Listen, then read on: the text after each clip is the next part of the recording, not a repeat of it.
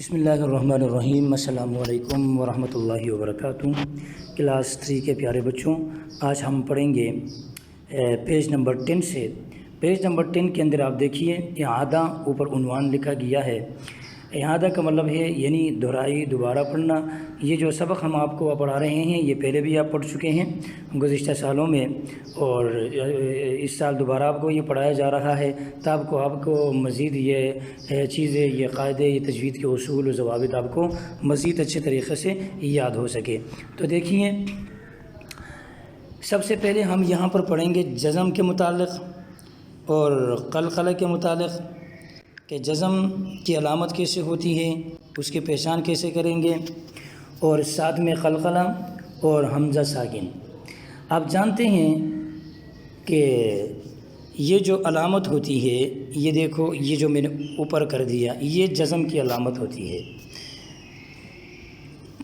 اور اسی طرح یہاں پر آپ دیکھیں، یہ جو میم کے اوپر ہے، یہاں پر دیکھیں میم کے اوپر، یہ سارے کے سارے یہ جزم کی علامت ہے۔ اور جزم کے متعلق آپ یہ بات جانتے ہیں کہ جزم ہمیشہ حرف کے اوپر آئے گا۔ اور دوسری بات جو آپ نے مین سمجھنا ہے وہ یہ ہے کہ جزم جس حرف کے اوپر آ جائے وہ حرف خود سے نہیں پڑھا جائے گا جب تک اس سے پہلے والے حرف کو اس کے ساتھ نہیں ملائیں گے۔ یعنی جزم والا حرف اپنے پڑھنے میں اپنے سے پہلے والے حرف کا محتاج ہوتا ہے۔ اگر اس کو اس کے ساتھ ملائیں گے تب پڑھا جائے گا، ورنہ نہیں پڑھا جائے گا۔ مثال سے بات آپ کو سمجھ میں آ جائے گی۔ پھر اس کے بعد ہے قلقلہ، اور قلقلہ کے متعلق آپ جانتے ہیں کہ یہ 5 حروف ہیں، اس میں قلقلہ کیا جاتا ہے۔ قاف، قا، با، جیم، دال۔ یہ پچھلے سال میں نے آپ کو زبانی یاد بھی کرائے تھے، آپ کو یہ یاد بھی ہوں گے نہ۔ وہ پھر میں بتا رہا ہوں کہ حروف قلقلہ 5 ہے: قاف، طا، با، جیم، دال۔ ان 5 حرفوں میں قلقلہ کریں گے۔ اور قلقلہ کسے کہتے ہیں، کیسے کریں گے؟ تو دیکھیے، قلقلہ کہتے ہیں کہ ان 5 حرفوں کو ادا کرتے وقت تھوڑی سی جنبش اور حرکت پیدا کر کے پڑھنے کا نام قلقلہ ہے۔ اب قلقلہ کب ہوگا؟ یہ بھی نہیں ہے کہ یہ جو 5 حرف ہے، قاف ہے، طا ہے، با ہے، جیم ہے، دال ہے، یہ جہاں بھی آ جائے اس میں قلقلہ کریں گے، ایسا بھی نہیں ہے۔ بلکہ قلقلہ کب کریں گے؟ قلقلہ تب کریں گے جب ان 5 حرفوں پر جزم آ جائے۔ کیا آ جائے؟ جزم۔ یعنی جب جزم آئے تو قلقلہ کریں گے، زبر زیر پیش آنے کی صورت میں قلقلہ نہیں کریں گے۔ اور اس کے بعد ہے حمزہ ساکن۔ حمزہ ساکن کسے کہتے ہیں؟ ہر وہ حمزہ جس کے اوپر جزم آ جائے اسے حمزہ ساکن کہتے ہیں۔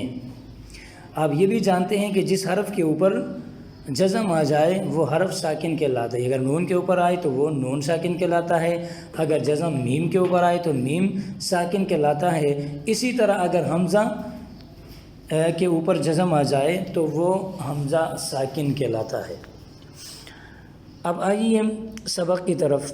سب سے پہلے ہم مثالیں جو ہے وہ جزم کی ہے وہ آپ کو میں پڑھاتا ہوں۔ دیکھیں، لکھا ہے قل، روانی کے ساتھ پڑھنا، یہ بات بھی ذہن میں رکھیے۔ یہ سب کچھ ہم روانی کے ساتھ پڑھیں گے، ہجا کرنے کی آپ کو ضرورت نہیں پڑے گی انشاءاللہ۔ قل، یہاں لام کے اوپر دیکھیں ریڈ کلر میں لام لکھا ہوا ہے، اور اس کے اوپر جو علامت ہے یہ جزم کی علامت ہے۔ تو دیکھیے قل، میں نے ایک بات آپ کو بتائی کہ جس حرف کے اوپر جزم آئے وہ اپنے پڑھنے میں اپنے سے پہلے والے حرف کا محتاج ہوتا ہے۔ اگر ہم یہاں قاف کو ہٹائیں تو صرف لام رہ جائے گا اور پڑھا نہیں جائے گا۔ تو یہ لام اپنے سے پہلے والے حرف یعنی قاف کے اوپر جو پیش ہے اس کو اس کے ساتھ جب ملائیں گے تب یہ پڑھا جائے گا، ورنہ نہیں پڑھا جائے گا۔ تو قل ہم، یہاں پر دیکھیں میم کے اوپر جزم ہے، اگر ہاں کو میم کے ساتھ ملائیں گے تب یہ پڑھنے میں آئے گا، ورنہ نہیں پڑھا جائے گا۔ ہم، تم، اسی طرح تم میں بھی دیکھیں میم کے اوپر جزم ہے، کم میں بھی دیکھیں میم کے اوپر جزم ہے۔ آگے دیکھیں فمن، یہاں پر بھی نون کے اوپر جزم ہے۔ ترجوف، را کے اوپر جزم ہے۔ تو یہ دیکھیں جہاں پر جزم ہے ایک تو اس کی علامت کو اپنے ذہن میں بٹھانا ہے جزم کی علامت کو، اور ساتھ میں یہ بھی سمجھنا ہے کہ جب تک جزم والے حرف سے اس سے پہلے والے حرف کو نہیں ملائیں گے تب تک وہ پڑھا نہیں جائے گا۔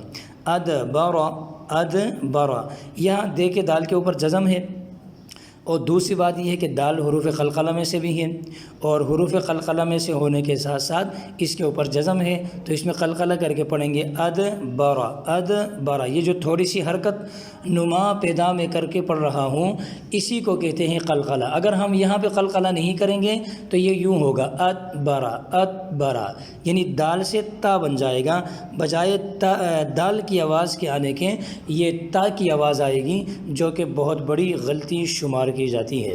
آگے دیکھیے اخرج، یہاں پر بھی خا کے اوپر جزم ہے، اور اس کے بعد جو مثالیں ہیں یہ قلقلہ کی مثالیں ہیں، ذرا دیکھیے خلقت، یہ قاف کو دیکھیے حروف قلقلہ میں سے ہیں، اور اس کے ساتھ ساتھ اس کے اوپر جزم بھی ہے، تو لہٰذا قلقلہ کر کے یوں پڑھیں گے خلقت۔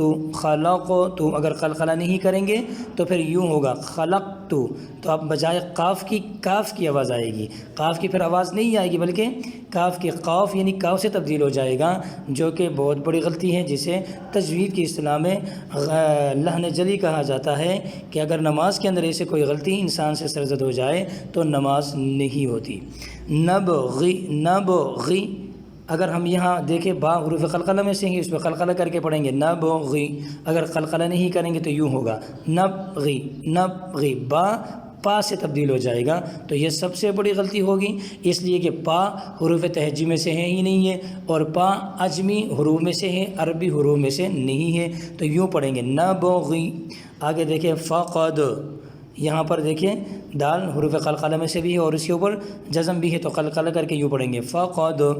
لقد، یہاں پر بھی دال حروف قلقلہ میں سے ساتھ میں جزم بھی ہے۔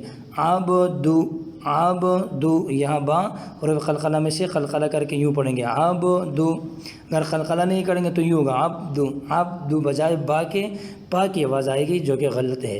اور دال یہاں پر ہے حروف قلقلہ میں سے ہے، لیکن اس کے اوپر جزم نہیں ہے، جب جزم نہیں ہے تو عبد کے دال میں قلقلہ نہیں ہوگا، اس لیے کہ حروف قلقلہ میں قلقلہ کرنے کے لیے شرط ضروری یہ ہے کہ اس کے اوپر جزم آ جائے۔ قبلی، یہاں پر دیکھیں با حروف قلقلہ میں سے بھی ہے، ساتھ میں اس کے اوپر جزم بھی ہے، تو یوں پڑھیں گے قبلی۔ اطہر، طا حروف قلقلہ میں سے ہیں اور اس کے اوپر جزم ہے، تو یوں قلقلہ کر کے ادا کریں گے اطہر۔ اگر قلقلہ نہیں کریں گے تو یوں آواز آئے گی اطہر، تو بجائے طا کے تا کی آواز آئے گی، جو کہ بہت بڑی غلطی ہے۔ آگے دیکھیں یجعل، جیم حروف قلقلہ میں سے ہیں اور اس کے اوپر جزم بھی ہے، تو قلقلہ یوں کریں گے یجعل، اگر قلقلہ نہیں کریں گے تو یوں ہوگا یجعل، جیم سے چا بنے گا، یعنی جیم کی آواز پھر نہیں آئے گی بلکہ چا کی آواز آئے گی، اور چا حروف تہجی میں سے ہے ہی نہیں ہے، لہٰذا یہ بھی بہت بڑی غلطی ہوگی، یوں قلقلہ کر کے ادا کریں گے یجعل۔ آگے دیکھیے یہ جو آگے جو 3 لائنیں ہیں اس میں جو مثالیں ہیں یہ حمزہ ساکن کی مثالیں ہیں، یہ سارے دیکھیے حمزہ کبھی اپنی اصلی صورت میں آئے گا اور اس کے اوپر جزم آئے تو وہ بھی حمزہ ساکن ہے، اور کبھی حمزہ الف کی صورت میں آئے گا اور اس کے اوپر جزم آئے تو وہ بھی حمزہ ہی کہلاتا ہے، کبھی حمزہ واو کی صورت میں آئے گا یعنی واو لکھا ہوا ہوگا اور اس کے اوپر حمزہ ہوگا تو وہ بھی حمزہ ہی کہلاتا ہے۔ تو یہ ساری چیزیں ابھی آپ کے سامنے آ جائیں گے۔ جئتا، یہاں پر دیکھیں حمزہ لکھا ہوا ہے جیم کے بعد، یہ حمزہ کے اوپر جزم بھی ہے تو یہ حمزہ ساکن ہے، اور یاد رکھنا کہ جس حمزے کے اوپر جزم آ جائے یعنی وہ حمزہ جو ساکن ہو اس کے اوپر جزم ہو تو اس کو جھٹکے کے ساتھ پڑھیں گے، یوں نہیں پڑھیں گے جیتا بلکہ یوں پڑھیں گے جئتا۔ بأسا، یہاں پر دیکھیں یہ بھی حمزہ ہے جو الف کی صورت میں ہے تو جھٹکے کے ساتھ یوں پڑھیں گے بأسا۔ یأمر، یہاں پر بھی جھٹکے کے ساتھ ادا کریں گے وأمر، یہ بھی حمزہ جو کہ اس کے اوپر جزم ہے جھٹکے کے ساتھ ادا کریں گے۔ نأتی، یہاں پر بھی حمزہ اور اس کے اوپر جزم جھٹکے کے ساتھ ادا کریں گے۔ آگے دیکھیں یؤمن، مینو، یہ حمزہ واو کی صورت میں ہے جھٹکے کے ساتھ، یو مینو، آگے نو مینو، آگے تو مینو، ولبئس، یعنی وہ حمزہ جس کے اوپر جزم آئے اس کو جھٹکے کے ساتھ پڑھیں گے۔ دیکھیں پڑھتے وقت ایک لمحے کے لیے آپ کی آواز رک جائے گی، یعنی درست ادائیگی کی نشانی اور علامت یہ ہے کہ حمزہ ساکن کو ادا کرتے وقت تھوڑی دیر کے لیے آپ کی آواز رک جائے گی اور سانس جاری رہے گی۔ وَلَبِئْسَ، بِئْسَ، جی تو کا، یہ سارے اصلی حمزے کی مثالیں ہیں جو حمزہ اپنی اصلی صورت میں ہے۔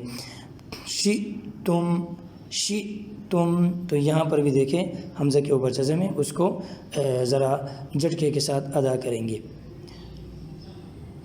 اب اگلا پیج ہے پیج نمبر 11، یہاں پر بھی اعادہ اور شد کے متعلق سبق ہے جو پچھلے سال یہ سبق بھی آپ پڑھ چکے ہیں، آپ کو اس میں کچھ چیزیں یاد بھی ہوں گے۔ دیکھیے شد کے متعلق یہ سبق ہے، تو یہ جو علامت ہے، دیکھیں یہ جو علامت اس کو کہتے ہیں شد، اور اس کا دوسرا نام ہے تشدید۔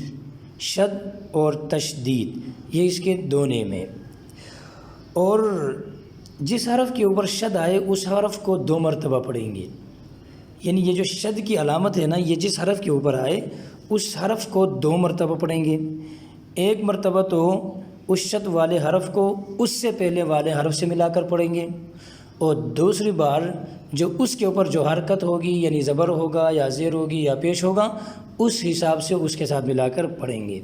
جیسے یہاں آپ کے سامنے مثال ہے، حج ہے، دیکھیں جیم کے اوپر شد ہے اور اس سے پہلے ہا ہے اور ہا کے اوپر زبر ہے۔ سب سے پہلے ہم جیم کو ہا کے ساتھ ملا کر پڑھیں گے، ہا جیم زبر حج، اور جیم زبر جا، حج، یوں شد والا حرف 2 بار پڑھا جائے گا۔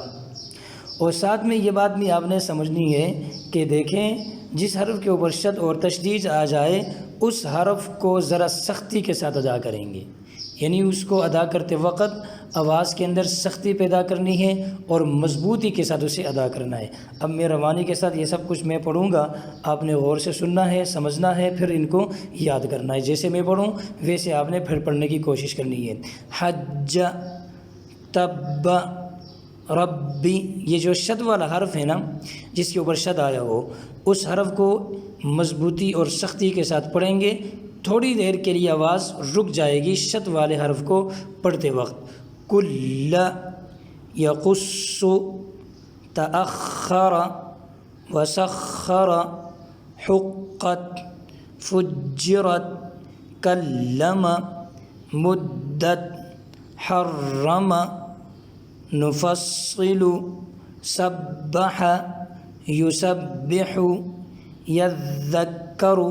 اب ہر وہ حرف یا ہر وہ 2 حرف جو ایک ساتھ آ جائیں اور دونوں کے اوپر شد ہو، جیسے یہاں پر دیکھو ذال اور کاف ہے اور دونوں ایک ساتھ ہیں اور دونوں کے اوپر شد بھی ہے، تو ان دونوں کو ذرا اور سختی اور مضبوطی کے ساتھ ادا کرنے کی ضرورت ہوتی ہے۔ ذرا دیکھو، یذکر، نزل، سجرت، تبت، کذب، سیرت، تحدث، مدت، تبین، زوجت، کورت، یبین، المدثر۔ یہاں پر بھی دونوں حرف ایک ساتھ ہیں جو دونوں کے اوپر شد ہے۔ نسیر، نسیر، تقبل۔ یہاں تک تو یہ شد کے حوالے سے سبق تھا، اور آخری جو لائن ہے یہ ایک قاعدہ اور اصول آپ کو اس میں بتا دیا جائے گا۔ قاعدہ اصول یہ ہے کہ اگر اللہ، لفظ اللہ یعنی اللہ کا جو نام ہے، اس سے پہلے اگر زبر یا پیش آ جائے تو اللہ کے نام کو موٹا پڑھیں گے، اگر لفظ اللہ سے پہلے زیر آ جائے تو اللہ کو باریک پڑھیں گے۔ جیسے دیکھیں من اللہ، یہاں لفظ اللہ سے پہلے زبر ہے تو ہم اس کو موٹا پڑھیں گے من اللہ، اگر کوئی یوں پڑھے من اللہ تو غلط ہے۔ اسی طریقے سے دیکھیں بسم اللہ، یہاں اللہ کے نام سے پہلے زیر ہے میم کے نیچے، اس کو باریک پڑھیں گے بسم اللہ، اگر کوئی یوں پڑھے بسم اللہ تو غلط ہے۔ اسی طریقے سے دیکھیں هو اللہ، یہاں لفظ اللہ سے پہلے زبر ہے تو موٹا پڑھیں گے هو اللہ، اگر کوئی هو اللہ پڑھے تو غلط ہے واللہ، دیکھیں یہاں پر بھی لفظ اللہ سے پہلے واو کے اوپر زبر ہے تو اس کو ہم موٹا پڑھیں گے واللہ۔ پھر اسی طرح تاللہ، یہاں پر بھی لفظ اللہ سے پہلے زبر ہے تو لفظ اللہ کو موٹا پڑھیں گے، باریک نہیں پڑھیں گے۔